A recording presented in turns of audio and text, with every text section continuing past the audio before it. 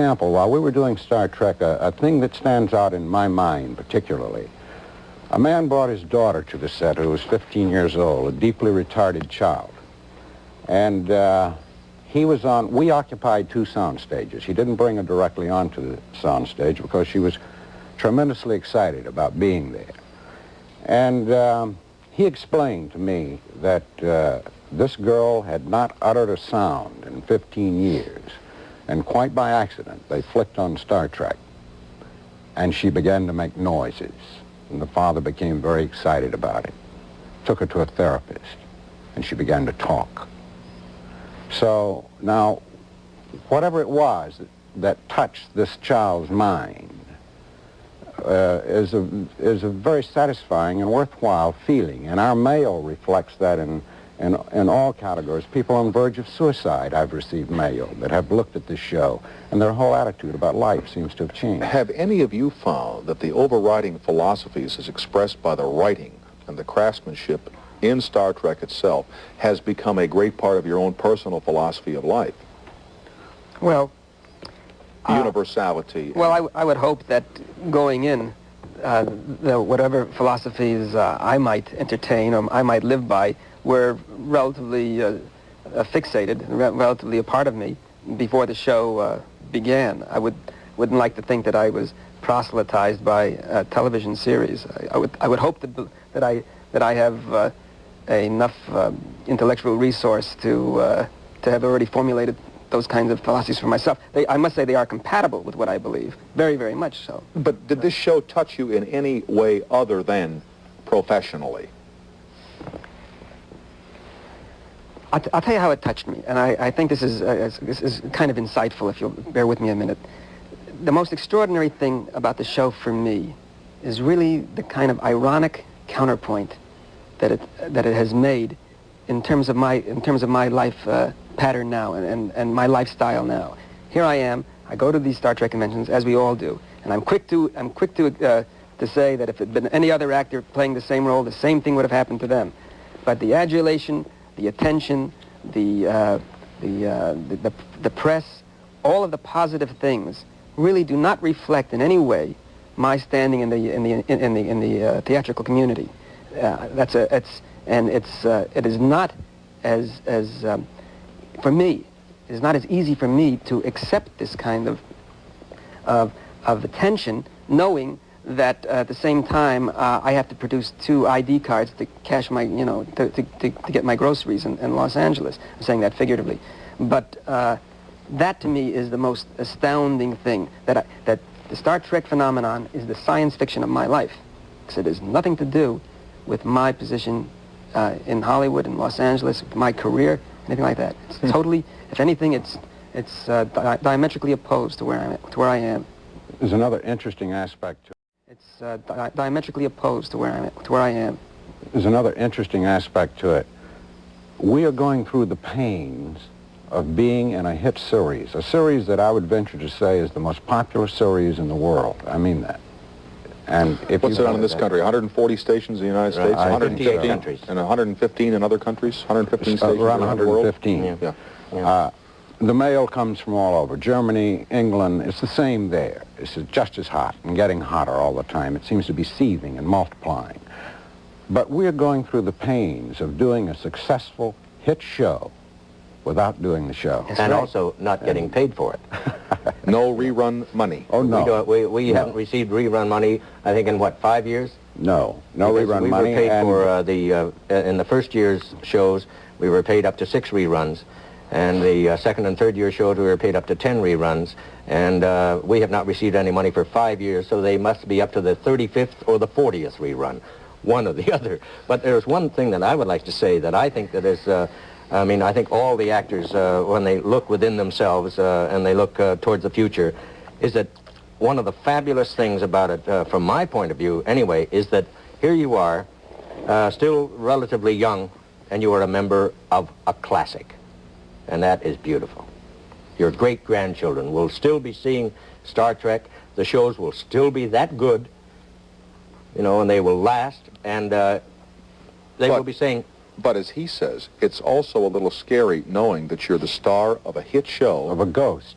and it's a ghost. That's true. That's right. Incidentally, I noticed in the film, it would not have helped to have a large stomach with the costumes that you were assigned to wear, huh? No, that doesn't help at all. No. No, it doesn't help. I hope they have different costumes for the feature. Let me pause for these announcements, and we will continue here with the Star Trekkers in 2 minutes and 5 seconds.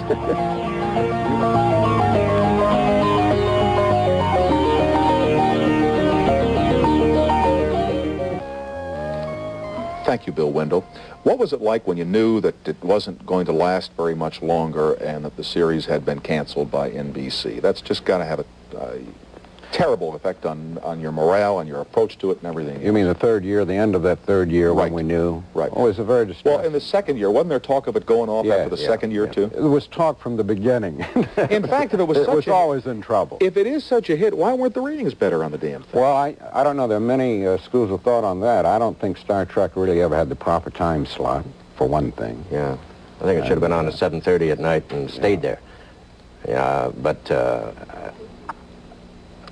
well, you better slip off. But it was a very distressing thought, you know, because we knew that we were, when they put us in that 10 o'clock Friday night slot, we knew that was the graveyard slot, and we knew it was on its way out, and we felt all along that we were doing something rather special, that this was a show that should not go off the air, again reflected by our mail, because we were very low in the ratings, but we were breaking every fan mail record in the history of NBC. So the two don't add up. You know, the 1,200 homes that govern you is what puts Star Trek off the air. That's the way it has to be. But we were breaking all kinds of fan mail records. I was told that we were very monkeys big had in held the 30 cities rating, but not in the nationwide. Yeah. In the nationals, I'd like to suggest something terribly sacrilegious. I believe that, and I'm not privy to any special information, but I believe that the ratings probably did reflect accurately our popularity in terms of the network audience. I think that our followers were passionate, vociferous, and militant, and they were ambulatory. They were ready to go out and picket. They were ready to do anything they could. I think it represented a minority of the viewing public below which you can keep a show on the air. However, and that's the big thing, and that's why I feel safe in saying that. I happen to believe it, but I feel safe in saying it. I think in syndication, we now have the numbers that we would have needed to stay on the air at that time, because we've gone beyond the metropolitan kind of climate. People all over the country are watching the show. The Great Breadbasket, the Bible Belt, you know, science fiction, something that I wasn't particularly familiar with before or was aware of. But science fiction is considered anti-religious, or has been. But with the continual repeating of the shows over and over again, we have picked up an audience all through the country that is diversified, that is not simply children, that is not simply college students, it is really the entire scope of this country. What you're really saying, Walter, is that when a local station has that program in its vault, it can schedule it at the time it feels it will reach the most responsive audience to it, instead of simply taking it down the line from the television network when the gods of power in New York decide it's going to be on. Right. But also, you know, when Walter talks about the Bible Belt, just about every Star Trek show was a great morality play. Also, you know, there were beautiful things said on there, and there was lovely truths that were stated, and everyone worked together in a loving way. You know, and all the characters worked. I'm just sitting here wondering, now suppose that one of the networks put it back into production for prime time. Not one, it would have to be NBC. They own the rights to it. All right, suppose NBC, which to level is not having one of the great rating years in its history, suppose they decided, hey, you know, conventions all over the country, everything going on, let's put the thing back on and see what happens. Would it work, or would it destroy the myth and the legend? I don't know. That's that old thing of, can you go home again, you know? And it's the same, we have the gamble with the motion picture where we did 79 episodes. There's got to be one episode in that everybody's going to like, but when you come out with one shot on the movie, you know, not everyone is maybe going to like the movie. But it would be a big question as to whether or not... Wouldn't you think the movie, though, is almost a pretty well calculated risk? I mean, the audience is built in. I would think that... Yeah. I think everybody believes that it's, as you say, that it's a foregone conclusion. The only problem is that if they decide, because it's a feature film as opposed to a television show, that they have to change the thrust of it in some way, make it monsters and huge battle scenes, something that will, that you can't get on television. You may distort and transporting it to the big screen and then trying to make it bigger to fit. Right. You may distort the entire feeling of the show. You may. I think it needs a storyline, something on the order of the crew encountering Christ in space and finding out that Christ is actually Lucifer. Satan. I just don't know if we're quite ready for that one yet. Apparently we're not. Apparently not. I don't believe we are. Let me just pause here for a couple of minutes for our stations, and then we will have Mr. Harlan Ellison out, who wrote one of the most popular episodes in the history of Star Trek, and we'll be right back after these announcements.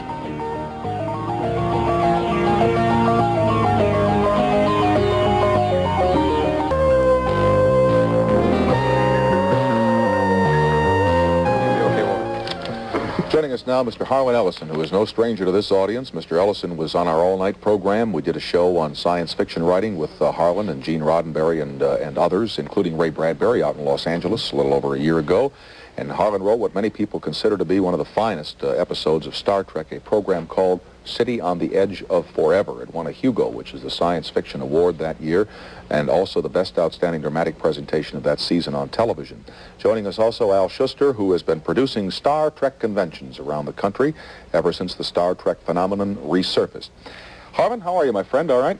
Have we told any lies out here about the show or the effort that went into it? Well, I'm getting... You're always the keeper of truth? Yeah, well, I know all these fellows, and they're truthful people, but I'm afraid I was developing diabetes from all the sweetness and light. That's all.